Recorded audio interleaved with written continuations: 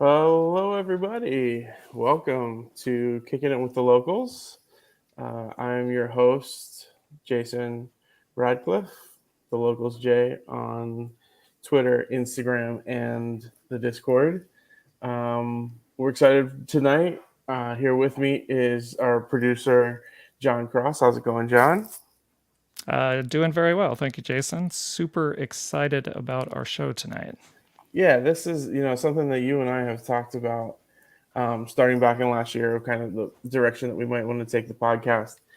And this is something that I'm excited to do, get to know other SGs, not just the way we do it, but how others do it as well. So um, I'm super excited to get going here tonight and meet our upcoming Loyal's upcoming opponent in the Open Cup is going to be the Seattle Sounders, and that's Wednesday, right?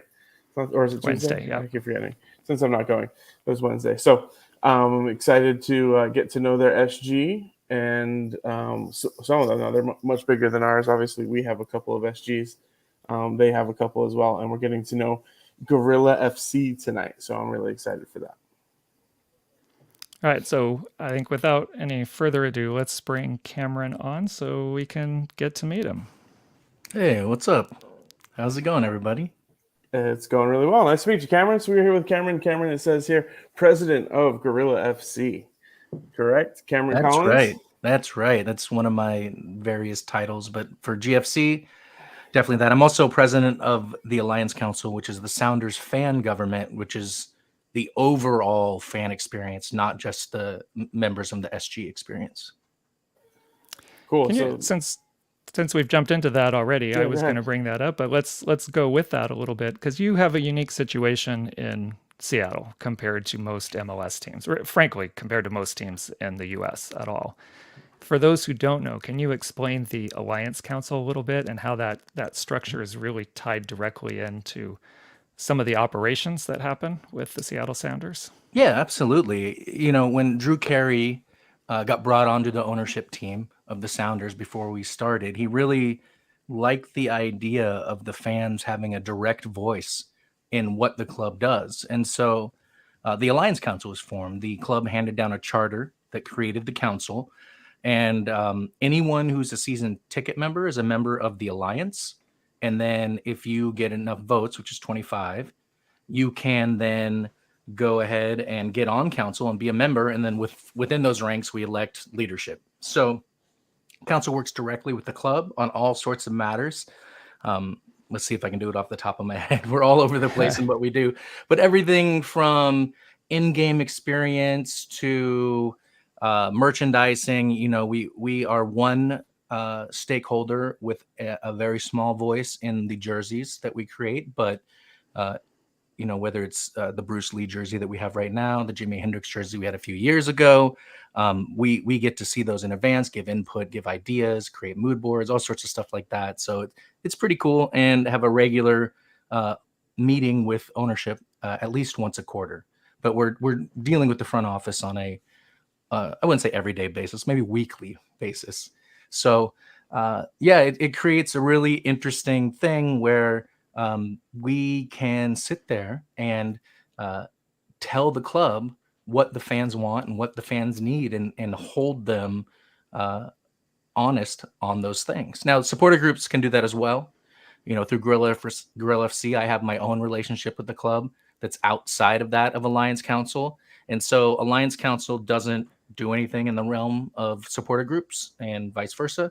So definitely separate organizations with separate interests, but I kind of have to put on both hats and sometimes and step away from council in times where it might be a conflict of interest for me as a president of an SG. All right. So then tell us a little bit about Gorilla FC, for someone who, especially for some of our supporters who now are getting more involved in USL since we've had the team for 4 years, but we have not had a men's professional team, right, since the outdoor soccers.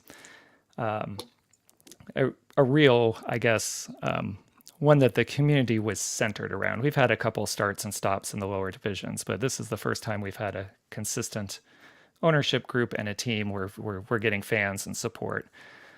Tell us a little bit about Gorilla FC, kind of the Wikipedia entry, I guess. What is Gorilla FC, and maybe how does Gorilla FC differ from the other supporter groups that the Sounders have? Yeah. First, I'll say shout out to the San Diego Sockers, former team of our coach, Brian Schmetzer, who played for the Sockers. But yeah, Gorilla FC was founded by Kevin Zelko. He was the founder and the president for the first, not quite decade, but close to it. And basically, it was a group of activists who wanted to make the world a better place, but who played on a soccer team together. And so when the Sounders came into MLS, they joined as a supporter group. They changed the name Gorilla from like Gorilla Fighter type spelling Right. to what it is now, which is the animal spelling. And it means that we have a little bit more of a, some people would say political, I would say human rights perspective on things. I mean, we claim and hope to live up to the values of being anti-sexist, anti-racist, anti-homophobic. We're super involved. Like when the league tried to, if your listeners don't know, Major League Soccer tried to ban the Iron Front logo, saying it was an Antifa logo. And we went to bat, and not only along with our friends at Timbers Army and at Independent Supporters Council, which shout out to them. I'm actually now the communications director over at the ISC. We got the league not only to rescind the ban, but also help us or let us help them rewrite the fan code of conduct. So Gorilla FC, we're in the stadium.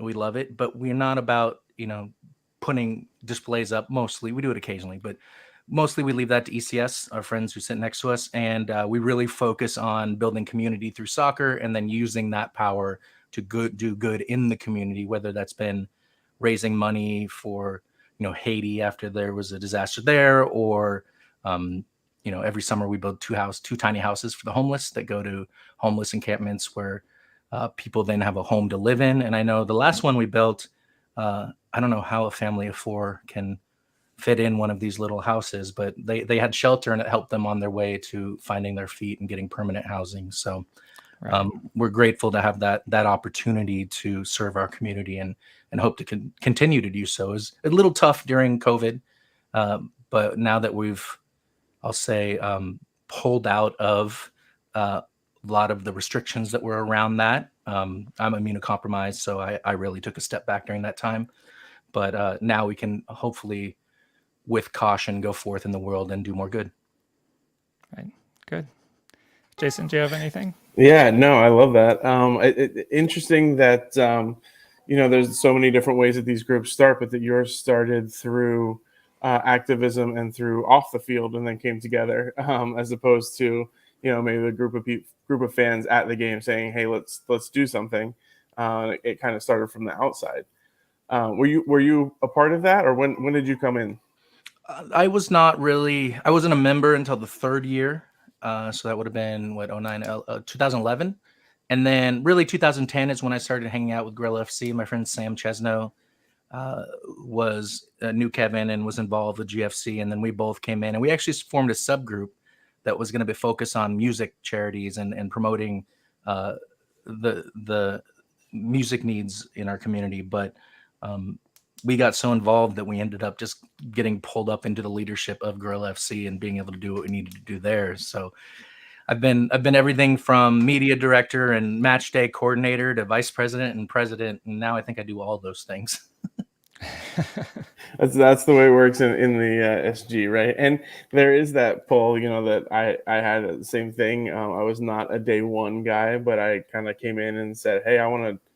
I'm sitting in the stadium. I said, I want to do what those people are doing over there, and kind of got sucked into it that way. And then, 2 years later, here I am, director of communications, and still kind of holding on to events with that unfilled right now. So I feel you there. It's a lot, and I appreciate all that you do. So I'll say that right off the top.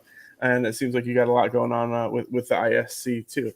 So thanks for what they do for our supporters culture, our supporters groups, and And is there anything live right now that you have going on? I know you were talking about the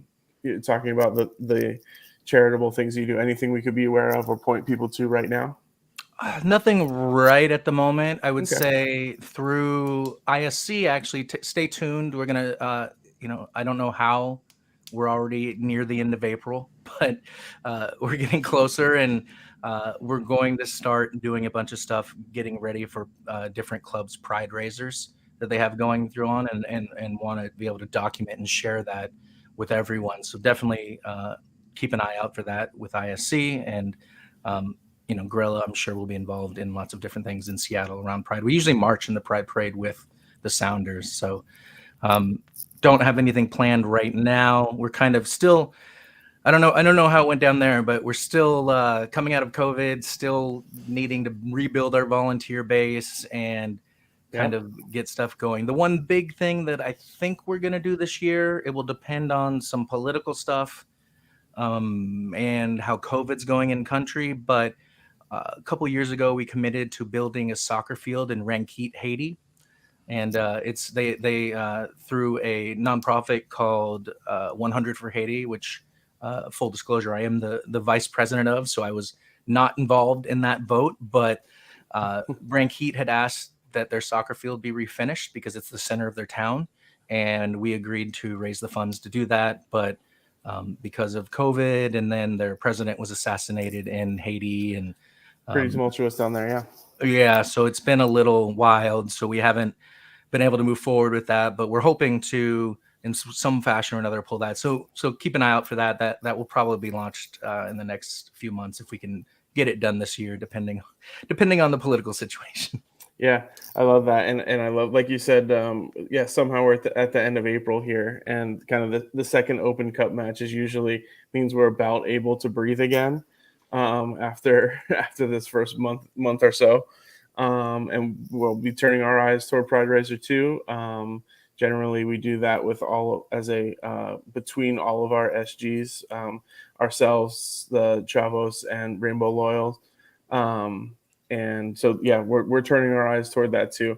And something something else I want to touch on, I forgot about, is that you said you had started as a kind of a subgroup, and we've got a great one right now with the SD Fiends, who are Misfits based subgroup. Wow. Yeah, that's right up our alley. Yeah. We have a Gorilla, old Gorilla FC logo that is the Misfits logo. The Misfits, yeah. With So the Gorilla face. You'll see them. And one of those members is from the Seattle area. Oh, okay. Yeah. Yep. And so you'll see them if you see the cut off black vests. Everybody's kind of got their own sort of motorcycle cut on the back of however they want to be a fiend. Cool. So I love that, and yeah, so shout out to the Fiends and all that they do. Shout out to you, Fiends. And maybe we'll see them again. I know we've got a few folks heading over. I actually got a DM from one that I need to respond to because I don't know the answers to. So there you go. I assume there's going to be a little bit of that for these Open Cup games. You're over at I want to say Starfire. Starfire. Okay, I was going to say Starlight, which didn't feel right. Yes, Starfire is a great place for us to go to games to. It's where the Sounders practice. And originally they were going to completely remodel it and make it into the Sounders home base, but they've ended up choosing a place that's only like a mile away, although it's in a different town. It goes across the town line, and they're creating 5 fields and this whole thing, getting ready for the World Cup. But Starfire, it's a small little stadium where you're like on top of the pitch. And so the atmosphere is great. Yeah, it looks for, and that's one of these Open Cup, the things that we love about the Open Cup, right? For now, last year, unfortunately, we were excited at first when Galaxy played in their full stadium, whatever the heck it's called today, and we thought, yeah, that'd be awesome, and then showed up, and I'm not gonna say we outnumbered the LA Galaxy fans, but it was pretty close. There was 2 full sections of loyal fans, and then there was a sprinkling of Galaxy fans. And it's really loud when your voices are bouncing off an entire empty stadium that's meant to keep the sound in. So yeah, it'll be a little different. I don't think you have the roof and everything there, but it will certainly have that Open Cup feel out there at Starfire. No, it'll be great, and if anyone that is part of the locals or any other SD loyal fan group is there, come say hi. I'll be there. I'll be walking around. You can see me here. So Awesome. Well, let's talk more We about do you have while some. we're talking about you. yeah. Is that all right, John? Well, Or do I you have just want one to say last we question? do have some fans that are coming up, but I want to warn you also they're coming from Portland. Oh, okay. Well, I have lots of friends that are in the Timbers Army, so I'm as long as we're not I playing just each other, fair warning. just don't mention our last game against the Timbers. Oh, that Right. was the most Yeah, I think they're painful game I've planning been to do that, so maybe we'll see. We'll see. Hopefully you don't shut us up this time. Hopefully we'll have more to talk about. But to. yeah, they'll be up there and they'll be in their locals colors. But I Cool. do want to talk more about you because we just want to get to know you a little bit and Yeah. your soccer origin story. So we heard a little bit about how you got involved with Gorilla FC, but how did you play forever? Did you start as a fan Yeah. of the did Landon Donovan make you a fan in the early 2000s? Tell us your story. My story involves San Diego, interestingly enough. But before that, I did play soccer. I played soccer until 8th grade. Um, when I was probably in like 5th grade, they split all of the team up and put all the good kids on one team and all the terrible kids on the other team. And so we never won another game after that. In fact, one time I had a breakaway on goal and I was about to score, and my own teammate stole the ball from me and scored instead because he also had never scored a goal. So that's Right, about how my soccer right. career The ends. joys of youth soccer, youth sports. Yeah. So in the summer of 1994, you remember there was a big event for soccer in the United States, the World Cup. Yep. Looks like maybe you're wearing that jersey. Yeah, and that's actually a complete accident. All I right, didn't know that's you were okay. gonna. I didn't think about this, but I got sent to Fat Camp in San Diego at USD, and so and it's funny because I wish I could go right now, like getting to great weather, getting to Right. have people come and be like, okay, today we're gonna play water polo, and then all your meals made for you. 15, I wasn't ready for it. It does sound perfect, right? I Now, could go for someone making me healthy meals 3 right, square a day. right. Yeah. And then like taking me like, okay, we're gonna go hike up this mountain. Okay, we're gonna go jog around this track. We're gonna play water polo. We're gonna play baseball. Like it should have been awesome, but I kept sneaking off instead and watching soccer. It'd be like me and all the employees of the university sitting around watching World Cup games. So I loved soccer before that as a like playing, but that was really what took me from someone who just played it to being obsessed with watching games all the time. So that was such a great experience. And then the next year, I was working with a guy who grew up in London and got me into being a Chelsea supporter. And so I started watching every single Chelsea match since 1995. So it's funny when I meet people that are, say, Liverpool or other fan bases, and they're like, "Oh, I chose my team in 2012," and I'm like, "I've had my team more than half my life." That's good. I won't admit to being literally exactly that person down to the correct That's all date. right. But yeah, I was a late bloomer and came in. Liverpool hadn't won anything, and they were in my time watching, they were kind of reminded me of my Philadelphia teams that never really had gotten there, and so I started rooting for them, and then immediately they became what they have been for the last 10 years or whatever. So I'm not going to take all the credit, but yeah, I definitely look like a bandwagoner. But I got on when it wasn't super popular. It was just when Chelsea the became Beatles or whatever. My first year of the Chelsea fandom, they were 11th in the table, so kind of like this year. So I think we're 9th actually, but same difference. Yeah. So yeah, same. They were not great. They had not been brought out by a Russian oligarch yet when I started being a fan. Right. So when you were kind of started following Chelsea, would you consider yourself maybe more like you are now, a supporter, or still just kind of a fan? Had you really bought all into the passion and the beautiful game and being a supporter at that point? Or at what point did you kind of cross that bridge from not just a player towards a fan, but from a fan to a supporter?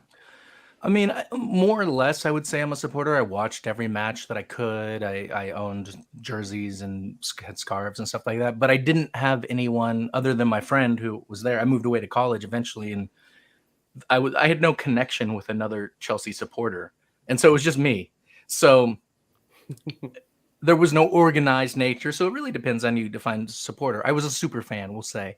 And then it wasn't until probably the Sounders MLS team came that I became more of a moved into the supporter realm. You know, I had gone to the Sounders when they were in the USL and the USISL A League. I think when I was in high Right. school, they were Yeah. Yeah. USISL A Before League. that. Yeah. I have a goalie jersey from 1998 that I kept. I got rid of so much stuff, and then I kept that somehow, and I'm glad I did. So followed the Sounders in high school. Went to some matches when I moved back to Seattle. I went to college in the Bay Area, the other Bay Area, the one up in Northern California, Going and between then us.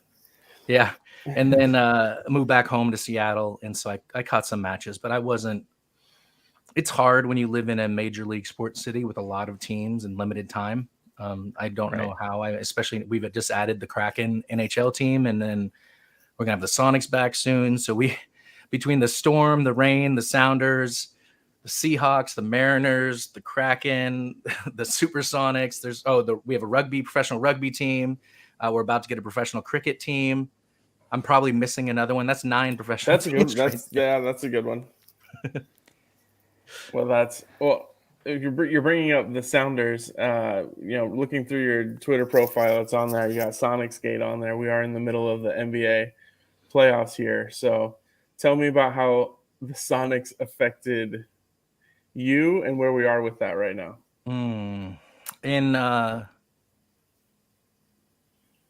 So 2008 they left, and I remember when we knew it was going to happen. I was in my bathroom. I had the KJR, which are local sports radio, on, and they said like, "Oh, the deal has been done to send them away." Basically, they settled the lawsuit. I remember just walking into my bedroom and sitting down and crying, and my girlfriend at the time didn't understand why I was so upset. And I was like, "They're taking our team." And my Sonics origin story is my mom in 1979, it's the year I was born. The Sonics won the championship.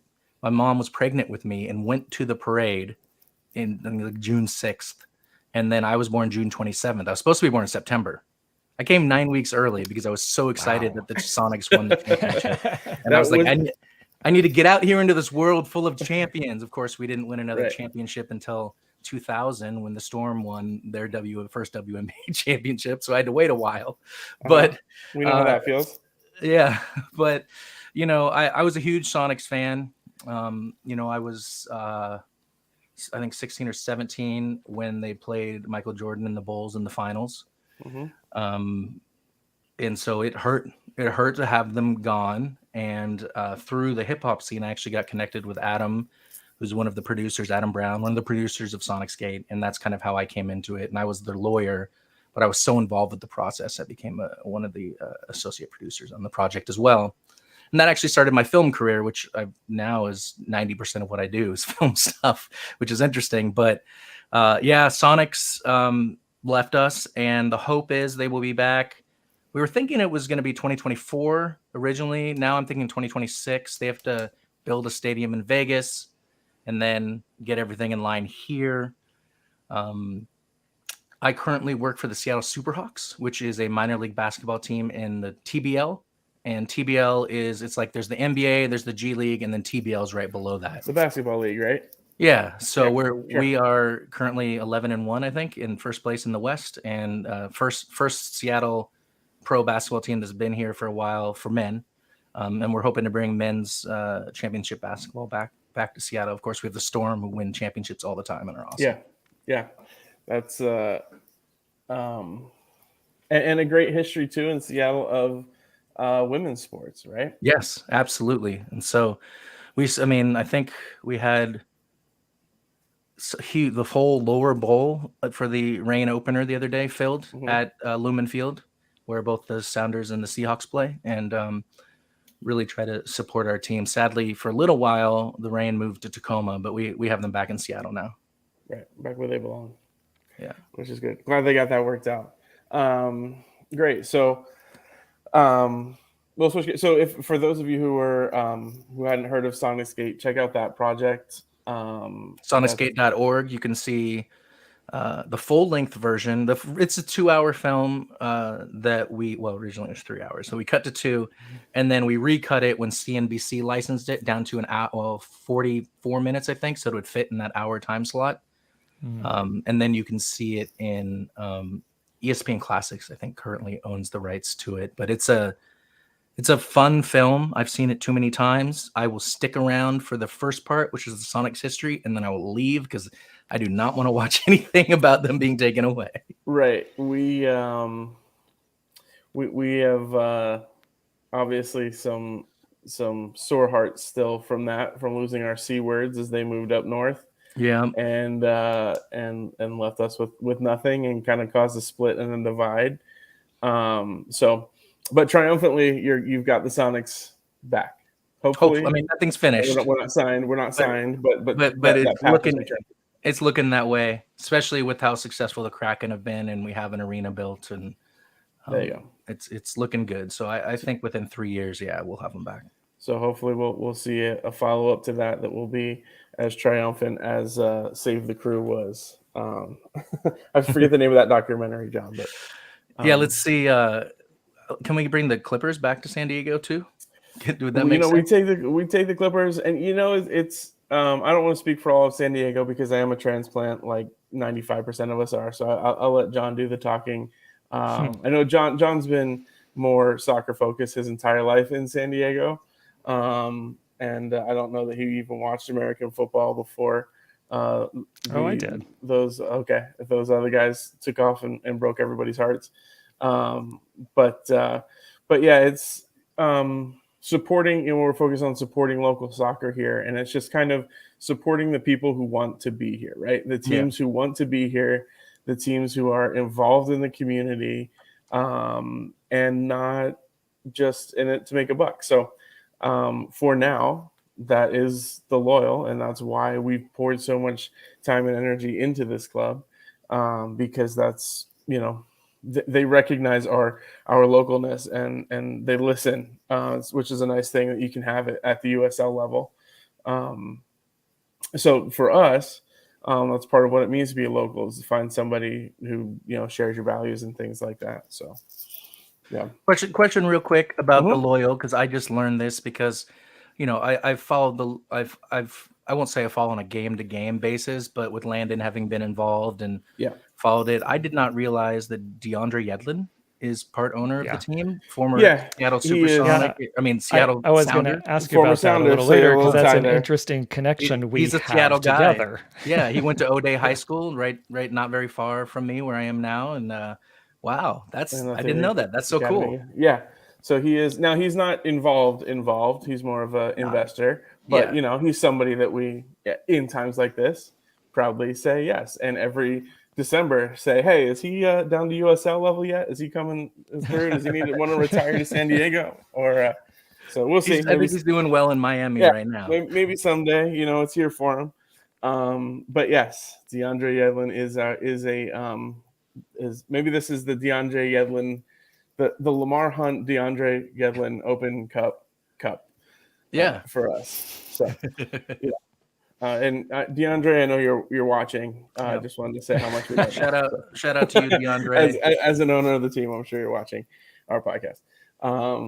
But switching gears to being in Seattle and from Seattle, give us what we like to do. What is your local? So what makes you feel local in Seattle? What's the thing, maybe if we're coming to visit, that we need to do or experience? Those might be two separate questions, which for me they are when people ask about San Diego, because my local isn't necessarily something that you want or need to see when you come to San Diego. But let's say for you, what's your local, your spot, whether it's drinks or food or whatever? Who do you want to give a shout out to? Yeah, traditionally there would be some answers. It's a hard question. Seattle, much like many West Coast cities, is a city in transition as tech companies have moved in and our favorite locations have been pushed out. So we've seen so much close. I also am a little different than your average listener, probably, in that I'm vegan. And so my restaurant choices might not be the same. I think the big one, and I know who would win, is I don't know if you have these in San Diego, but I would assume so. But In-N-Out, do you have those down there? Sure. Yep. Yep. Yeah. So Dick's Drive-In in Seattle is the big burger joint. I don't know. There's a Macklemore video where he performed up on top of it. I've heard of this. Sure. Yep. Yeah. So that's probably the burger joint to check out. I don't eat meat, so I have eaten meat from both, and I obviously prefer Dick's, but I had Dick's first, so I can't really comment on the Sure. battle. But Sure. but yeah, I mean, I think Dick's Drive-In for sure. There's several locations around Seattle. That's the Seattle burger joint. That's the Instagram shot. Yep. But go yep. ahead, go ahead. It doesn't matter. You're vegan. Tell us where's your vegan spot, or what is your, if you're falafel or whatever. What you got? I mean, a Bang Bang Kitchen in the Othello neighborhood is pretty amazing. It's not a vegan restaurant. It's actually the two women sisters who own it are from New Mexico, so it's all New Mexico food and a lot of green chilies. So definitely recommend that spot. It's got something for everyone, whether you're vegan or not. Drinking wise, we mostly spend our time at Pioneer Square, down in Pioneer Square, which is by the stadium, and this is where you'll find me pregame. Generally, not for a Sounders match, not when we're in Tukwila because it's not by the stadium. But sure. Flat Stick Pub, which is a mini golf bar. So they have a whole mini golf setup, but then also they don't serve alcohol. I mean, I drank hard liquor generally, so they only serve beer, and so it's all Washington State beers. So it's pretty cool. You can come and taste everything that Washington State has to offer. I mean, I think we, along with California and Colorado and Oregon, are the big craft beer states. So well, that's probably more what people would fight you over here if they're San Diegan instead of over soccer. Yeah, they would fight you over the craft beer, his beer, the beer scene. It's tapered a little bit since it blew up during Hipsterdom in the 2010s or whatever. But now everybody's got a foothold now, and they're making really good stuff. It's not just a million different little ones. There's some people. We work with a couple different ones, especially Second Chance. We have a growler that we give to our man of the match every game, and so Second Chance Brew fills that up for us, and we like what they do. They have Seize a Pint, Save a Pup, so they're big into helping to adopt through the shelters. So definitely the beer and making a difference, which is cool that can come together and not be just InBev, right? Which is kind of nice. Absolutely. That you have a spot like that. So and do you guys march from there? Is that right? So you meet there and then march in, or what does your march look like? We are kind of lazy with the march. It's ECS, the major. I'd say major because they're the biggest Sounders supporter group. They do all the NC and stuff. That's their march. We take part in it. We kind of do a lazy march. And before I forget, I need to mention Rubens, who's our partner brewery. They're located out in Ballard in Seattle, and definitely check them out. We have Gorilla Juice is each year they produce a short run of. Trying to see if I have an old can near me. I usually do, but not today. They produce a short run of a hazy IPA that's sometimes an imperial IPA. IPAs aren't my thing, so I don't know if they're good or not. I taste it and it tastes like I'm there with you too. I'll shout out Second Chance Beer and have not had a drop because that's not mine. I'm with you. I'm with you. I'm a hard alcohol man, so we're the wrong people for this fight, but San Diego all the way. I'll do a stout or a porter if I have to do something, or a sour, but it's interesting. So, but shout out to Rubens. Definitely check them out. You can get Rubens at Flat Stick, the bar I mentioned, and every dollar, a dollar of every beer sold at Rubens at Flat Stick goes to our program to build tiny houses for the homeless. Awesome. That's great. Awesome. Great to know. So for those of you headed up to Seattle, if you get away from the airport, if you make it into Seattle proper. One more thing though, teriyaki. You might have teriyaki down there. I don't think people outside Seattle don't understand what teriyaki is. It's basically they took a Hawaiian sauce and mixed it with Japanese pub food. And there's teriyaki around the country, but it was invented by a woman here in Seattle. who was a Japanese woman. And so when you go other places, they have teriyaki, and it's not the same as what you can get here. So I definitely recommend checking out one of the million teriyaki places in Seattle. There you go. So for those of you, once you get away from the fish market and the touristy stuff, make sure you hit up. Yeah, go see that stuff, but that's not all. That's part of it too. Seattle. Do it all. Yeah. But go up in the Space Needle. They now, if you go down to the second level, they have panes of glass where you can see all the way to the bottom. And so you can. The first time I was up there with them, I stood on them slowly. Last time I did, but I was still scared. So there you go. So obviously the tourist stuff is the tourist stuff for a reason. You got to see it, you got to do it. But we appreciate you shouting out your locals. I'm sure that they appreciate you shouting them out too. And it's good to know because, you know, if you've been there a time or two, or if you're not you know, if you don't want to go see the what is that, Grey's Anatomy house, you want to do something a little less touristy. There you go. So we appreciate that. And go to Bruce Lee's grave while you're at it. That's always a cool thing up in North Capitol Hill. Can we do one more food thing? Because we had one of our members in the chat here asked about the best tacos in Seattle, because we do love to brag down here in San Diego about our tacos. So everybody always wants to know, where is a good taco place, Mexican? Nope, shaking your head. In San Diego. That's honesty. I lived up here I lived in San Jose for 5 years, and the worst taqueria in San Jose is better than the best we can get up here. No, if you find a food truck, that's an authentic food truck, it's probably going to be pretty good. You know, we have cheap, mediocre Mexican food that'll get you by if you're drunk. You know, but there's nothing. It's Burien, south of Seattle, out by the airport. There's some decent stuff, but as a whole, it's just not the same. That's fine. Yeah, I wish I had go for teriyaki. I'm sure this is someone in the chat. Yeah, go for teriyaki. Go for barbecue. We got some great barbecue spots. Skip the Mexican food. There you go. It was just showing, just asserting our dominance over there, over the taco situation.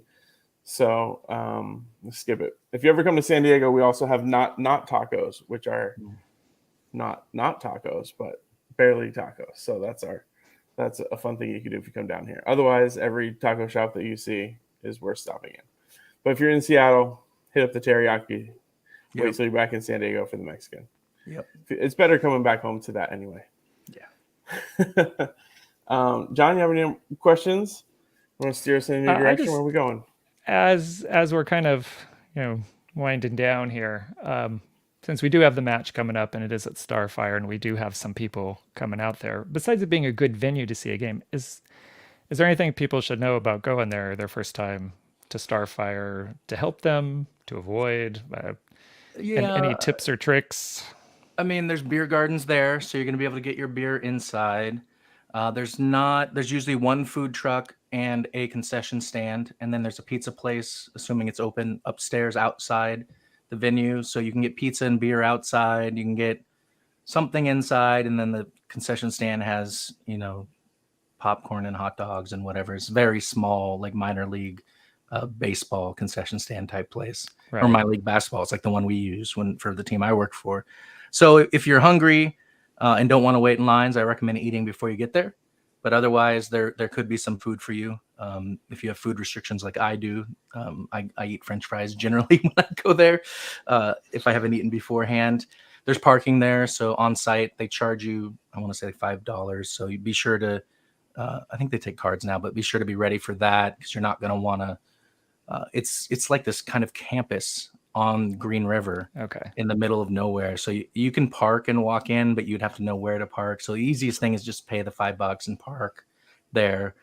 You can bring in flags and 2 poles and stuff like that. I've never had any size requirements. I haven't heard anything about that, but what I will do is I'll contact the club tomorrow and circle back with you that you can share it in the description of the show. Because, you know, maybe there's different rules for traveling, but I don't think so. I mean, we have Timbers fans there all the time. And generally, Curl FC doesn't sit that far away from the opposing fans. You can get a little messy, though. We had a little thing called the red card wedding one time in the U.S. Open Cup, where Clint Dempsey ripped up the Yes. famous one of The the most bug. famous moments of Open Cup. Yeah, it's one of only 2 U.S. Open Cups matches at home that the Sounders played in that I did not attend because I was up in Canada at the Women's World Cup. Yikes, that's a tough one to miss. So when you're there, to just talk quick tactics, do you think you will see the full team? Because historically we think that that Sounders have taken the Open Cup pretty seriously, especially compared to some other MLS teams who just kind of bow out in the first round sometimes.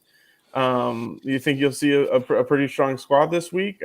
For those of us who don't pay attention to what your squad looked like on Saturday night, what do you think there? My guess is it would be a little more bench players. We have definitely taken it seriously in the past. And we're not into the deep rounds yet, obviously. Yeah, but maybe more serious than others. Yeah, I mean, Raul Ruidiaz is out 4 to 5 weeks injured. Jordan Morris is just coming back from U.S. camp, and he played a short number of minutes in this most recent game, but luckily came on to kind of force, and we were able to get a goal against Minnesota and win, help force the offense forward a little bit. You could see someone like Hebert, who has scored a bunch of goals for the Sounders at the beginning of the season, start, and I think that's likely. Leo Chu, who has become awesome for the Sounders of late. But Christian Roldan, who's our starting right midfielder, he's had a concussion. So I could see him starting if he's back just to get some minutes, but also if he's not out of concussion protocol, he won't. And then I think our defense will be largely similar to what we would start. So, we've only allowed eight goals in 9 games, I want to say, and 4 of them were against Portland. So Sure.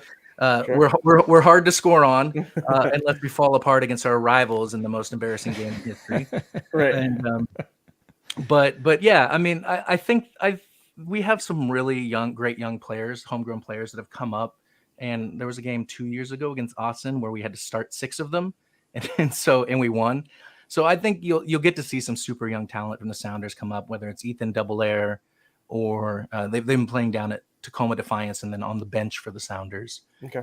Ethan Doubleair, Obed Vargas, who does start for us sometimes, who's 17 now, is center defensive mid. And then we have like 3 young center defensive mids that can come up.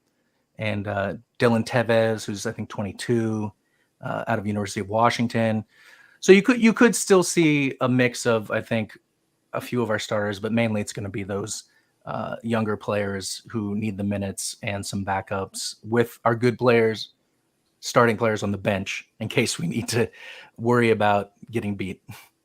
Well, in 2021, Tacoma Defiance was 3-1 against San Diego Loyal. So you may feel pretty good heading in there with those Defiance players because, for some reason, if I remember correctly, they were bad, but they beat us every single time. Yeah, maybe not. I don't remember, but I feel like those 2 teams always struggled, except for some reason. Defiance had we owned LA Galaxy. They had our number, and Defiance. By then, it's because the Defiance, all we did was play our young players because they say you need to get a player 10,000 minutes to get all the errors out of his system and really learn the position. And so they wanted those minutes in as much as possible before they could come up to the first game. Sure. And that's why I think MLS Next, where Defiance is now, has kind of worked out because we can play young players. I think there's only some of the backups on the Sounders are now those players that you played against. Yeah. But largely Defiance is a whole new team. I think there's only 4 players that are left from those days. That was frustrating for us at that time because they looked like children, every single one of them. They were 15, 16. Look at them. They're children. Just win. And they had a red card and beat us 2-1. Like, come on. Yeah, so no love lost there. If any of those kids take the field and now in their new roles and they see some of our day one guys that are still here, see some flashbacks, or maybe we have a little bit of we want to get back at them a little bit and have a little something to prove. So hopefully we'll see what our team looks like. They did take our entire starting front line out at the 60th minute. this past Saturday. So I'm assuming you're going to get the full Loyal experience. That at least is the saber rattling that's coming from Coach Nate. Is that and we did last year too. We went up and when we played at LA Galaxy, played our first team and didn't make a single sub. Like there were some people that were out, but we stuck with the horses. Kind of that whole game. So we'll see. I'm sure that Seattle won't be taking us lightly, but you're gonna get to see the full Loyal team if that's what anyone's interested in. You will see what we're about. You might be facing still some of the wrath of the embarrassment from what happened at Portland, though. Yeah. It's maybe. Yeah. What I will maybe say, save that for an MLS opponent. Yeah, maybe. sure. No, all right. I'm okay with that. It's going to be warm by Seattle standards in April. At kickoff, it's going to be 62 degrees. That's probably cold for y'all. So normally, except jacket weather, except for this winter that we had, that was like a real winter. We barely saw 62 half the time. Yeah. So here, jacket weather. It's not supposed to rain. It'll be humid because Seattle is a humid city, but I don't think we're not as humid as San Diego though. So we should be okay in that regards. But yeah, the temperature will drop fast once the sun goes down, which is around 8. So the last hour of the match might be kind of cold. So bring some a warm jacket, or for me, I would do hoodie plus a jacket over the top and be fine. For those of you that are used to Torero Stadium, and we have the same thing, and we have the marine layer that comes in as soon as that sun goes down. So yeah, we know how that drop happens. So we have the marine layer in the morning. Folks. So if they're here early, like early in the morning, the marine layer's here until like noon and then burns off. So expect to be cold in the morning as well. I think it's in the 40s in the morning. There you go. So plan accordingly, those of you going up. Well, we appreciate you joining us. Any advice? We are, hoping to have a good showing against you. John, any other questions that you wanted to have before we let go? Well, the last thing is just, I'm not sure how well you can answer this because you might have heard, but of course it's a bit of the buzz for us, the consistent, well, I would say consistent for 30-year rumors that San Diego is going to, have an MLS team. But from a supporter group standpoint, if something were to happen and we do get elevated to MLS, different ownership group comes in, whatever, any suggestions for supporter group? Did you guys, I know you came on a little bit later, but like how that changes and that jump, that's one of the things we're looking at supporter groups, that if that were to happen, how, or have you noticed, or do you have anything, how the dynamic changes? Because USL, we have a pretty decent supporter group. We're more than 300 people, but it's a different environment. It's more casual. You have this great connection with players, but we probably miss out, being in the USL, a lot of the casual fans that would probably all of a sudden start showing up if it was Major League Soccer. Yeah, I think that's absolutely true. I mean, we get 30 to 40,000 people a game, and maybe 5,000 are supporter group members. So it's the, and the rest of the people don't always know what supporter groups are, what they do. They're just there to watch the game. I think the biggest change would depend on ownership, right? Like in Seattle, we're pretty lucky. Our ownership listens a lot, and if something's wrong, we'll talk to them. We just had a big thing over our new sponsor and Providence, and kind of around whether that would hurt some of the most they're a hospital organization that hurts some of the more vulnerable members of our fan base. And so we had to hold their feet to the fire a little bit, and they've stepped up and are trying to do the right thing. And obviously they're not giving back that 10-year $70 million deal. That's a lot of money, but we're making them walk the walk to the talk that they have throughout the seasons about what they stand for. So we're in a lucky situation versus a place like Chicago, where they have done their best to shut out supporter groups and really focus on bringing in like the tech bro or the bridge and tunnel crowd and getting them to buy season tickets. And so they're going away from the more grassroots version of fandom to a manufactured fandom. So it all depends on who you get, and you will, it'll be an uphill battle because you'll be fighting against an organization worth hundreds of millions of dollars. But hopefully ownership gets it right, and you can be there from the beginning, and it can help you grow to do even bigger and better things with the ability to reach more San Diegans. Is that what you call them? Yeah. Yep. San Diegans. Reach more San Diego. It's Seattleites. So what it was, San Diegeites. I don't know. Yeah. That doesn't sound good. Yeah. So I think that's the biggest thing. But ultimately, it's important to stay true to yourselves, stay true to your values, and find how you can live your values through the new team. I know when the Sounders were in the MLS Cup in 2017, we went 2016, 2017, 2019, 2020. We're 2-2. In 2017, a bank came to us and said, MLS came to us with the bank, and they said, hey, we want to do a little feature on you all building tiny houses. This bank is going to sponsor it, national bank, everyone's heard of, and Wells Fargo.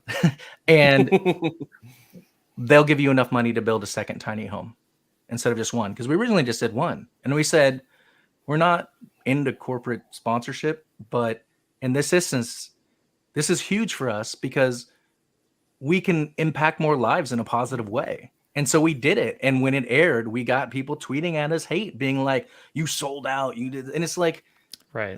We took their money to do something good. We didn't have to change our values. We didn't have to change anything we done. So I would say that as money and opportunities come your way in that instance, just be sure that you stay true to those values. And also there's always going to be haters. Right. Yeah.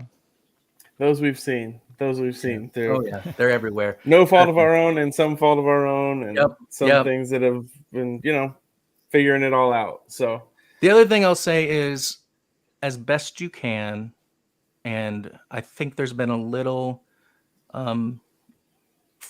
at times, your supporter groups have butted heads because of some on the field incidents. This is what I've heard.